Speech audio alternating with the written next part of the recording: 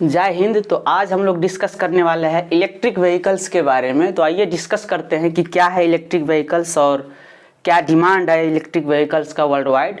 तो सबसे पहले हम लोग को ये जानना ज़रूरी है कि इलेक्ट्रिक व्हीकल्स है क्या। तो इलेक्ट्रिक व्हीकल्स जनरली जो है बैटरी ऑपरेटेड व्हीकल्स है जो फॉसिल फ्यूल पे निर्भर नहीं कर रहा है, यानी कि गैसोलीन, डीजल और पेट्रोल पे ये व्हीकल्स निर्भर नहीं कर रहा है। इसका जो प्रोपल्सन है वो जनरली बैटरी के द्वारा ऑपरेट किया जाता है, बैटरी के द्वारा पावर दिया जाता है। तो इलेक्ट्रिक व्हीकल्स जो है इसको प्लग इन व्हीकल्स भी हम लोग बोलते हैं, यानी कि चार्जिंग के माध्यम से इस व्हीकल को हम लोग यूज़ करते हैं। ठीक है, तो मेन जो मैन्युफैक्चरिंग कंपनी है इलेक्ट्रिक व्हीकल्स का वो है Tata Motors, Tesla, Mercedes Benz, MG Motors, general Motors. इस तरह की जो बड़ी बड़ी कंपनियां हैं, महिंद्रा एंड महिंद्रा।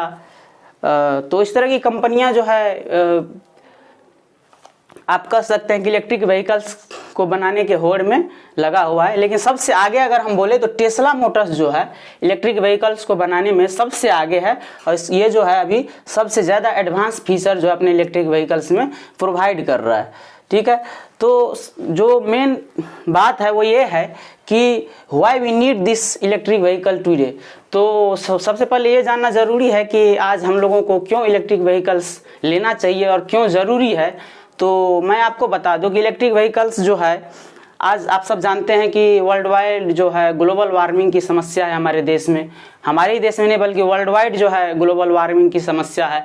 पोल्यूशन बहुत है, नॉइज़ बहुत है, और साथ में डे बाय डे जो है आप बोल सकते हैं कि जो डीजल और पेट्रोल के दाम है वो बढ़ते जा रहे हैं, जिसके कारण जो है सभी कंपनियां जो है ये ऑटोमोटिव कंपनियां वो इलेक्ट्रिक व्हीकल्स को बनाने के होड़ में लगा हुआ है। तो ये एक चीज़ है। सेकंड में है कि जो इलेक्ट्रिक व्हीकल्स है और जो अभी हमारा कन्वेंशनल व्हीकल है जो आईसी इंजन पे काम करता है, डीजल पेट्रोल से चलता है, तो इस दोनों व्हीकल्स में अंतर क्या है। तो मैं आपको बता दूं कि आईसी इंजन जो है इंटरनल कंबसन इंजन है, जिसमें एक इंजन होता है और ये इंटरनल कंबसन के सिद्धांत पे काम करता है। जैसा कि हमारा जब भी जितने भी सारे गाड़ियाँ हैं वो इस सिद्धांत पे काम करता है। इलेक्ट्रिक व्हीकल्स में क्या है कि इंजन की जगह बैटरी और मोटर के द्वारा जो है इसे ऑपरेट किया जाता है, यानी कि बैटरी, मोटर और कंट्रोलर, ये तीन कंपोनेंट होते हैं इलेक्ट्रिक व्हीकल्स के, जिसके माध्यम से जो है इस व्हीकल को ऑपरेट किया जाता है। बल्कि आईसी इंजन में बहुत सारे पार्ट होते हैं, जैसे सिलेंडर, पिस्टन, रैम, उसके बाद oil pump, fuel pump etcetera, ये सारे जो है बहुत सारे कंपोनेंट होते हैं। तो ये थोड़ा सा जो है आप कह सकते हैं कि ये कन्वेंशनल व्हीकल है। और जो ईवीएस यानी कि इलेक्ट्रिक व्हीकल्स है उसके जो इंजन है वो इसमें जनरली नहीं होता है। इसमें जो इलेक्ट्रिक मोटर्स होता है जो बैटरी और कंट्रोलर के द्वारा ऑपरेट किया जाता है। तो आइए नेक्स्ट देखते हैं कि ये बैटरी जो इसका जो इलेक्ट्रिक व्हीकल है इसका जो मेन पार्ट है वो है इसका बैटरी। तो बैटरी जो है या बैटरी पैक आप बोल सकते हैं, बैटरी पैक जो है लगभग अगर हम टेस्ला मोटर्स की बात करें, टेस्ला के कारों में जो है लगभग 7100 छोटे छोटे बैटरी को जोड़ के एक बड़ा सा बैटरी पैक बनाया जाता है, और इस बैटरी पैक से जो है पूरे गाड़ी को पावर दिया जाता है, या आप यूँ कहें कि मोटर को पावर दिया जाता है, जिससे पूरे गाड़ी जो है चलता है या प्रोपल्सन मिलता है गाड़ी को। तो ये एक बात हुआ। तो ये इसमें जो है एक सबसे बड़ी समस्या ये है कि जो हमारे पास है इंडिया में लिथियम का सोर्स नहीं है। लिथियम का सोर्स इन द सेंस कि हमारे कंट्री में लिथियम के ओर्स जो है अवेलेबल नहीं है, लिथियम के ओर्स अवेलेबल नहीं है, जिसके कारण हमें जो है दूसरे कंट्री पे like Chile, Australia, China, USA, इस सब कंट्रीज़ पे हमें निर्भर रहना पड़ता है। वहाँ से हम ओस मंगा के रिफाइन करके उसको फिर हम लिथियम आयन के बैटरी के निर्माण के लिए से हम यूज़ में जनरली लाते हैं। तो ये एक बात हुआ। लिथियम आयंस के जो बैटरी है आजकल बहुत सारे चीज़ों में यूज हो रहा है, खास करके आप देख सकते हैं आपके जो मोबाइल है उसमें भी लिथियम आयन का बैटरी का यूज़ हो रहा है। और जो जितने भी इलेक्ट्रिक कार्स, स्कूटर, मोटरसाइकिल, जो जितने भी इलेक्ट्रिक्स गाड़ियां जो आजकल बन रही है फैक्ट्रियों में या तैयार होके आ रहा है उसमें जो है लिथियम आयंस के जो बैटरी है वो जनरली यूज़ किया जा रहा है। लिथियम आयंस बैटरी जो है रिचार्जेबल होता है और इसकी पावर जो है दूसरे बैटरी की अपेक्षा बहुत ही ज़्यादा होता है। ये कम्पैक्ट रहता है, साइज़ में जो है ये छोटा होता है, हल्का होता है।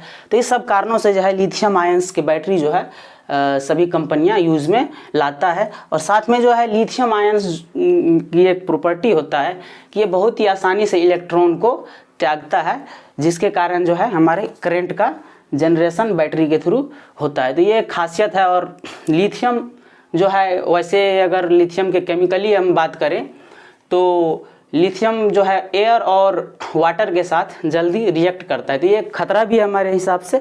तो अभी जो जितने भी सारी कंपनियां हैं वो इलेक्ट्रिक व्हीकल्स तो बना रहा है, लेकिन कोई भी कंपनियां इस बात पे ध्यान नहीं दे रहा है कि अगर गाड़ी का लाइफ चला गया, ख़त्म हो गया, तो फिर जो उसमें बैटरी है या बैटरी लिथियम आयंस के बैटरी है या जितने भी उससे रिलेटेड इक्विपमेंट है, उसको डिस्पोज ऑफ कैसे करना है, कहाँ रखना है, उसका रख रखाव क्या होगा, या क्या वापस कंपनियां उस सारी चीज़ों को कलेक्ट करेगा कि नहीं। अगर नहीं करेगा तो क्या इसका हार्मफुल इफेक्ट भी है इन्वायरमेंट पे। तो ये सब चीज़ें हैं। और बिल्कुल लिथियम जो है हार्मफुल चीज़ है, तो इसको जो अगर गाड़ी ख़राब हो जाता है या युग है कि लाइफ ख़त्म हो जाता है, तो इसके डिस्पोज ऑफ के लिए भी कोई ना कोई तरीका होना चाहिए इलेक्ट्रिक मार्केट में। तो ये एक बात हुआ। तो आइए नेक्स्ट देखते हैं। तो आइए देखते हैं कि एडवांटेजेस क्या है और डिसएडवांटेजेस क्या है इलेक्ट्रिक व्हीकल्स का। तो सबसे पहले हम लोग बात करेंगे कि एडवांटेजेस क्या है इलेक्ट्रिक व्हीकल्स का।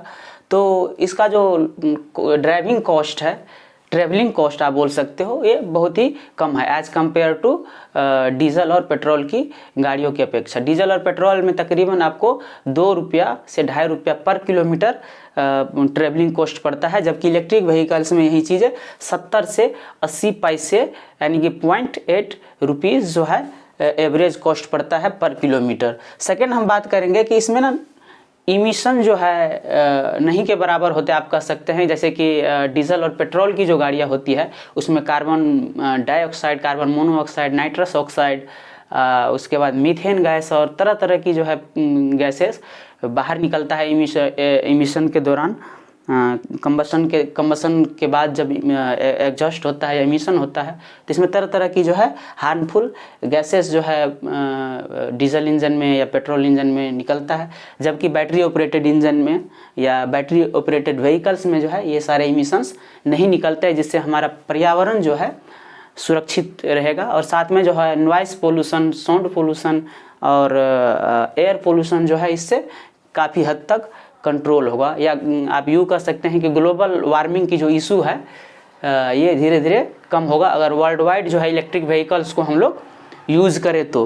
ठीक है, नेक्स्ट में है कि it will reduce the dependency of fossil fuel. तो ये सही बात है कि जब लोग जो है ज़्यादा से ज़्यादा इलेक्ट्रिक व्हीकल्स को एडवांटेजेस देंगे और यूज़ करेंगे, तो कहीं ना कहीं जो है डीजल और पेट्रोल की जो गाड़ियां है इसकी जो डिपेंडेंसी है वो कम होगा और हमें दूसरे कंट्रीज से जो है क्रूड ऑयल या फॉसिल फ्यूल्स का निर्यात आयात जो है कम करना पड़ेगा। और सबसे बेहतरीन बात यही है कि ये इससे ना पोल्यूशन जो है काफ़ी हद तक कंट्रोल हो जाएगा। तो ये इसका मेन एक एडवांटेजेस है। अगर इसके डिसएडवांटेजेस की बात करें हम लोग, तो देखिए ये लिथियम आयन बैटरी पे काम करता है, जैसे कि हमने आपको पहले ही बताया। तो लिथियम, कोबाल्ट, निकेल जैसे ओर्स से जो है ये लिथियम की बैटरी बनता है। तो ये सब जो ओर्स है, ये अयस्क है, इसकी जो माइनिंग प्रोसेस है ना वो बहुत ही खतरनाक और पोल्यूटेड होता है। तो ये भी कहीं ना कहीं इन्वायरमेंट को एक तरीके से आप बोल सकते हो कि प्रदूषित करता है। तो ये कहीं ना कहीं एक हार्मफुल प्रोसेस है, माइनिंग प्रोसेस जो है कहीं ना कहीं हार्मफुल है। तो ये इस बात पे हम लोग को ध्यान देना पड़ेगा कि जब भी हम इसके ओर्स को खनन करके निकालते हैं तो ये इससे ज़्यादा पोल्यूशन ना फैले, तो इस बात पे हम लोग को काम करना पड़ेगा। साथ में जो है अगर बैटरी बन जाता है या यूज कर लेते हैं, गाड़ी का लाइफ ख़त्म हो जाता है, तो फिर उस बैटरी का हमको डिस्पोज ऑफ कैसे करना है। क्योंकि अगर हम कहीं भी फेंक देंगे तो जैसा कि हम जानते हैं कि लिथियम आयंस जो है एयर और वाटर के साथ डायरेक्टली कॉन्टेक्ट में आके रिएक्शन करता है और हार्मफुल गैस बनाता है। तो इसके डंपिंग और डिस्पोज ऑफ के लिए भी कोई ना कोई तरीका अल्टरनेट हम लोग के पास होना चाहिए। और सेकेंड डिसएडवांटेज, थर्ड डिसएडवांटेजेस जो है इस गाड़ी का वो है कि रिचार्जिंग टाइम। जो सबसे बड़ी इशू है लिथियम आयन बैटरी और इलेक्ट्रिक व्हीकल्स में वो है रिचार्जिंग टाइम इसका वेरी हाई है, यानी कि एवरेज आप बोल सकते हो कि 6 to 8 आवर लेता है ये फुल रिचार्ज होने में, पूरा चार्ज होने में। तो ये एक दिक्कत है पेट्रोल और डीजल गाड़ियों की अपेक्षा, क्योंकि पेट्रोल अगर आपके गाड़ी में भरवाना है तो मैक्सिमम 2 या 3 मिनट का काम होता है, जबकि वही अगर हमें इस गाड़ी को बैटरी ऑपरेटेड व्हीकल को ई व्हीकल को अगर रिचार्ज करना है तो 6 से 8 घंटा ये टाइम ले लेता है। वही अगर हम बात करें सुपर चार्जर की, तो सुपर चार्जर जो है 50 से 60 मिनट में 80% चार्ज कर देता है गाड़ी को। लेकिन फिर भी सुपर चार्जर जो है अलाउ नहीं है, अलाउ इन द सेंस कि अगर हम बार बार सुपर चार्जर का यूज़ करेंगे तो बैटरी का लाइफ ख़राब हो जाएगा। तो ऐसा जो है जब हम गाड़ी खरीदते हैं तो उसके मैनुअल में भी क्लियरली ये चीज़ लिखा हुआ है कि आप सुपर चार्जर को बार बार यूज़ ना करें, क्रिटिकल कंडीशन में ही आप सुपर चार्जर का यूज़ करें। क्योंकि बार बार अगर हम सुपर चार्जर का यूज़ करेंगे तो टाइम तो कम लगेगा, हम 50 से 60 मिनट में हम जो है बैटरी को चार्ज कर दें, लेकिन बार बार यूज़ करने से बैटरी का लाइफ बहुत जल्दी ख़राब हो जाएगा। तो ये एक डिसएडवांटेजेस है। उसके बाद देखिए लास्ट में जो है ये बहुत ही ज़्यादा कीमती होता है, लगभग आप यूँ बोल सकते हो कि 2 गुना कीमत जो है, डबल कॉस्ट जो है आपको सेम व्हीकल का पड़ जाता है अगर आप पेट्रोल या डीजल वेरिएंट लेते हैं। वहीं अगर कोई व्यक्ति अगर इलेक्ट्रिक व्हीकल लेता है तो सेम फीचर सारा कुछ सेम रहेगा, फिर भी आपको डबल कॉस्ट के करीब आपको पे करना पड़ जाएगा इलेक्ट्रिक व्हीकल्स का।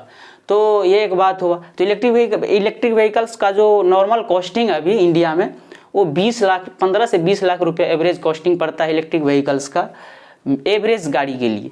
तो ये चीज़ है, इसका डिसएडवांटेजेस है कि क्योंकि ये थोड़ा सा कॉस्टली है। तो इसके लिए तरह तरह के स्कीम भी इस पे आ रहे हैं, जैसे PLI स्कीम है।